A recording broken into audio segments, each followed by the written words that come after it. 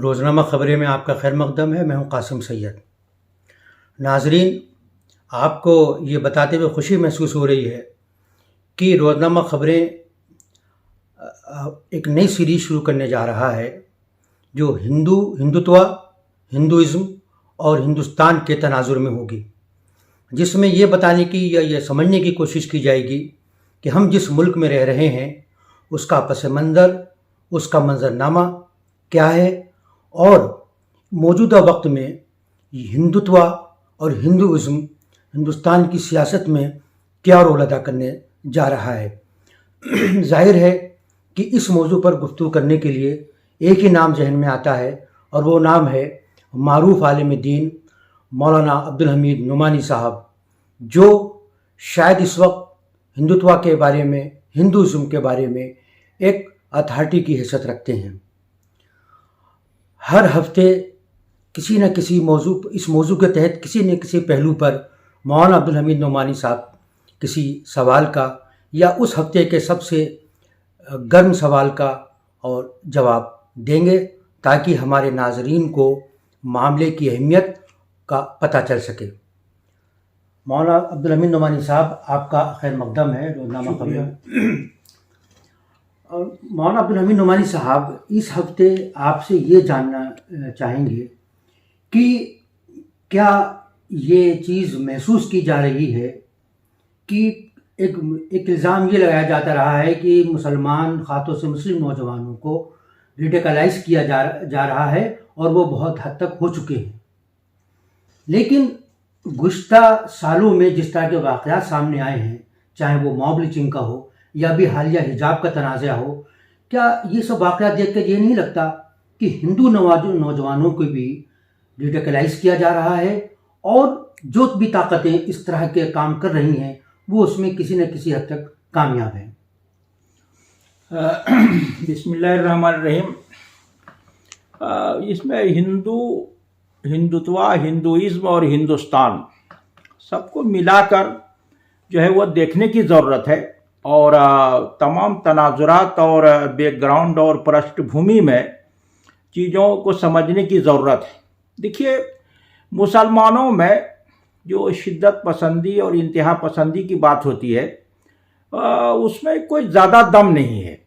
वजह उसकी यह है कि मुसलमानों के हवाले से जो बातें आती है तो उनका तनाजुर जो है वो कुरान, सुन्नत और जो उम्मत का अमली तवारुस है, व्यवहार है शुरू से, वो उसको मजबूती से पकड़ के चलते हैं वो। तो अगर कोई अच्छा हिंदू है तो अपनी रवायात को, धर्म को और उसकी बातों को लेके चलता है, तो उसको आप गलत नहीं कह सकते। इसी तरह कोई मुसलमान है, अगर अपने मजहब पे मजबूती से चलता है तो उसको आप शिद्दत पसंदी नहीं कह सकते हैं।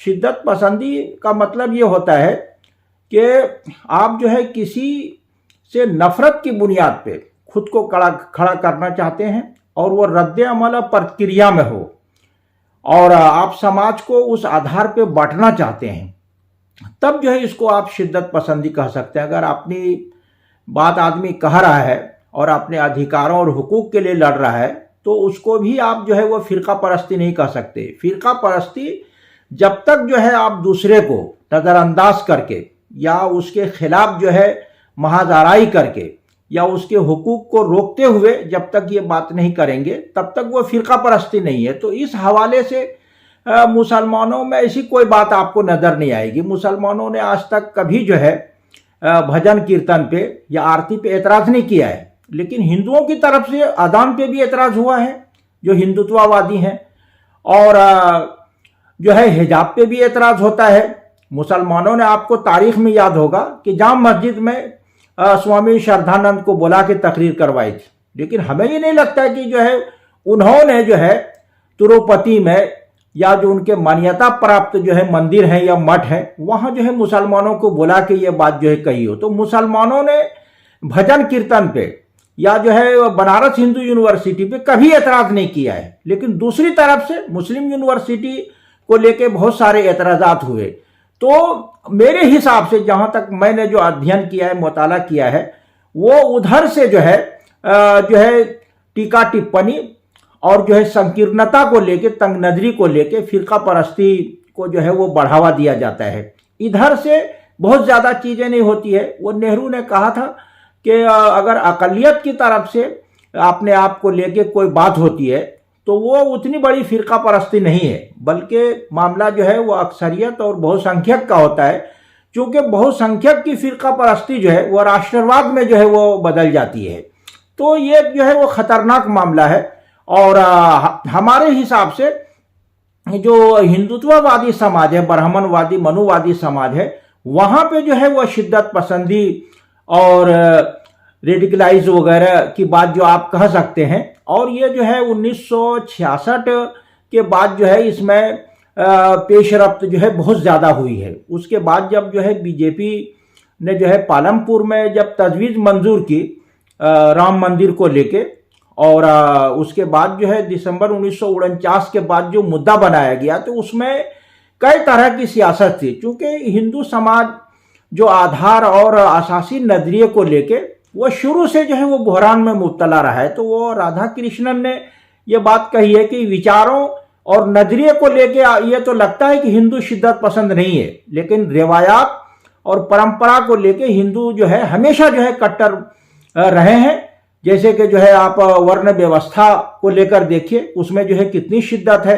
और अगर उसने जो है वो अलग हट के जो है चलने की कोशिश की, जो बुद्धिज्म के बारे में आप कह सकते हैं, तो वो बुनियादी तौर पे कहीं न कहीं उसमें जो है वो विचारों को लेके तो जो है आज़ादी है कि खुदा को आदमी माने या न माने, वो कोई बहुत बड़ा उनके यहाँ मसला नहीं है। लेकिन यह है कि वो वर्ण व्यवस्था जो है, तबकाती निज़ाम जो है, उसको लेके आदमी जो है वो अलग नहीं हो सकता है। तो मुस्लिम समाज वो ये तो वो तहफ़्फ़ुज़ के नुक्ते नज़र से ये होता है कि अपना वो संरक्षण करना चाहता है, या जो है अपने आप को बचाने के लिए होता है। वो इक़दामी चीज़ें जो है मुस्लिम समाज में नहीं है।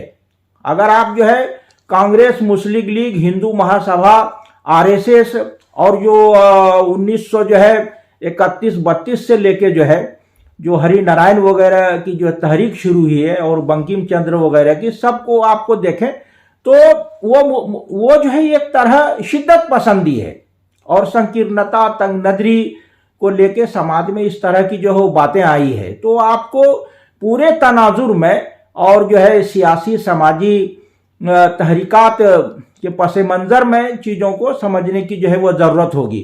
तो हम देखते हैं कि हिंदू समाज में ये ज़्यादा जो है वो शिद्दत पसंदी आई है, मजहब पे चलने के हवाले से नहीं, बल्कि मजहब के नाम पे जो है आमना सामना हो के जो है एक समाज को जो है एक दूसरे के साथ जो मुतसादिम हो के जो सूरत हाल जो पैदा हुई है वो खतरनाक है।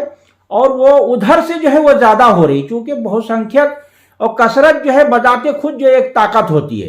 तो उधर से जो बात होती है तो वो मुख्य धारा और उमूमी जो है वो रवैया हो जाता है मेन स्ट्रीम को लेके जो है। तो आपको तमाम चीज़ों को हिंदुत्व, हिंदुस्तान, हिंदी, ये सब जो है वो देखना चाहिए। आपको शुरू में एक चीज़ों को बहुत क्लियर कर लेना चाहिए कि हिंदुत्व में जो है वो सियासी नजरिया जो हावी है, और हिंदू मत जो है वो तर्ज जिंदगी कह लीजिए, या कुछ चीज़ों को लेकर लोक परलोक, दुनिया आखिरत को लेकर कुछ नजरिया है।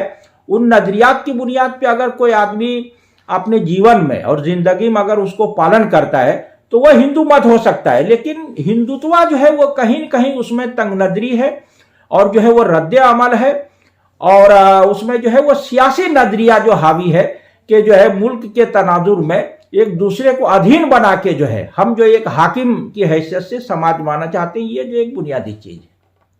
नहीं, तो इस बात को मानते हैं कि हिंदू नौजवानों में भी रेडिकलाइजेशन हुआ है? बिल्कुल हुआ है। हिंदू नौजवानों ही में हुआ है, और वो हुआ है धर्म के नाम पे। जो है वो धर्म पे चलने के नाम पे नहीं है, बल्कि एक जो उसमें जो टकराव होता है, आप उसमें देखेंगे कि एक आदमी जो है दूसरे के भगवान को नहीं मानता है, ये उसको पूज रहा है, ये उसको पूज रहा है, ये उसको पूज रहा है। तो विष्णुई और शिव फिरके में भी एक जमाने में बड़ा टकराव रहा है। तो आज भी आप देखते हैं कि आर्य समाज या सनातन धर्मी और दूसरे उसमें जो है जो आप यूट्यूब वगैरह पे और जितने आप बहुत सारे जो है साइट्स खुले हुए हैं, आप देखेंगे एक दूसरे से जो टकराव है, और वो बुनियाद है तंग नजरी जो है। जब जो है वो खुदा के हवाले से अगर वो मुत्तहिद नहीं हो पाए हैं तो वो फितरी तौर पे उसका रद्द अमल जो होता है कि वो हम इसको पूछते हैं वो उसको पूछते हैं, तो वो जो भगवान में और देवी देवताओं में और जो माबूद है, आराध्य है, उसको लेके अगर इस तरह जो है एक तरह टकराव होगा तो वो टकराव जो है वो समाज में भी आता है। तो हिंदू समाज में इसको लेके ये नहीं कि वो धर्म पे चलने का हवाले से नहीं, बल्कि वो एक रद्द अमल की सियासत जो है दूसरे के मुकाबले में, अगर जो है उस समाज से जो है रद्द अमल को निकाल दिया जाए तो उसको लगता है कि हमारे पास कुछ नहीं रह गया है। अगर आप उर्दू को निकाल दें, अलीगढ़ को निकाल दें, मुस्लिम पर्सनल लॉ को निकाल दें और जिना पाकिस्तान को निकाल दें और जो है धारा 370 और जो है एक्शन सिविल कोड, तो आप देखिए कि इनके यहाँ वो अंदर से कुछ नहीं हो रहा है, अपने आप जो है भीतर से क्या आदमी जो है कोई जो है पुण्य आधार पे जो है खड़ा हो जाए और जो है वो नेकी की बुनियाद पे जो है वो समाज के सामने आए, वो ऐसा नहीं होता है, बल्कि वो एक दूसरे के जो है रद्द अमल में जो चीज होती है तो वो समाज जो दूसरे के रद्द अमल पर जो है और दूसरे की बुनियाद पे खड़ा होता है तो उसका कोई आधार मजबूत नहीं होता है। आधार खुद में होना चाहिए, फिर जो है वो दूसरे की तरफ जाए तो वो जो है कहीं न कहीं जो है वो अमल जो है उसका जो है वो दावत बनता है। लेकिन तो जब इनको कौन बना रहा है, इनको रेडिकलाइज कौन कर रहा है? इसमें सारे लोग जो है शामिल है, चूंकि पूरा मामला जो है वर्चस्व का होता है और समाज में दो ही चीजें चलती है, या तो वो इक्तिसादी जो है बहाव को अपने साथ रखा जाए या जो है वो समाजी वर्चस्व रखा जाए। तो वो समाजी वर्चस्व और इक्तिसादी बहाव को जो है और जो वसाइले हयात है उन पे कंट्रोल करके चलने का जो मामला होता है वो सबका होता है। उसमें जो है सनतकार भी शामिल होते हैं, सियासी लोग भी शामिल होते हैं और जो लोग मजहबी जो है मठाधीश हैं वो भी जो है वो शामिल होते हैं। तो ये जो सनतकार होते हैं, जो लोग सरिया बनाते हैं, सीमेंट फैक्ट्री है, इस तरह की चीजें हैं, तो वो जो है वो कुछ लोगों को तैयार करके दंगा करा के वो आग लगवा देते हैं, तो दुकानें जलती है, मकानात जल जाते हैं।